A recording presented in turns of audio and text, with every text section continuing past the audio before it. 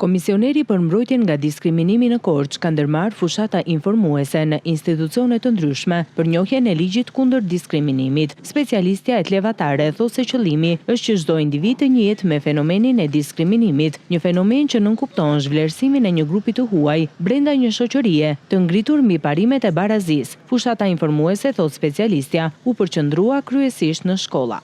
Janë kryer aktivitete të ndryshme, jo vetëm në qarkun e Korçës, por dhe në qarqet e tjera të gjithë Shqipërisë, ku me takimet e ndryshme që janë bërë me institucionet, me shkollat, me grupet e interesit, kanë marrë informacionin çfarë është ligji për mbrojtjen nga diskriminimi, ku ndikon ai dhe si duhet një person të bëjë një ankesë kur është i diskriminuar. Kanë qenë shkolla të ndryshme, siç mund të themi, gjimnazet në Bashkinë e Korçës, shkollat nëntëvjeçare, po ashtu dhe në Bashkinë e Devallit. Kjo fushat u fokusua dhe në ndërgjegjësimin për raportimin e rasteve të tilla, me qëllim dhënien e një zgjidhje dhe garantimin e dinjitetit njerëzor në mënyrë të barabartë. Në për shkollat, aktivitetet e ndryshme që janë më tepër të fokusuara në të drejtat e fëmijëve dhe në diskriminimin që ata hasin në shoqëri. Pra, shoqja dhe vetë shoqëria kohët e fundit është më e ndërgjegjësuar, më e informuar se çfarë ndodh tek ne. Ky fenomen sa vjen dhe nuk mund të them që është në zhdukje, por është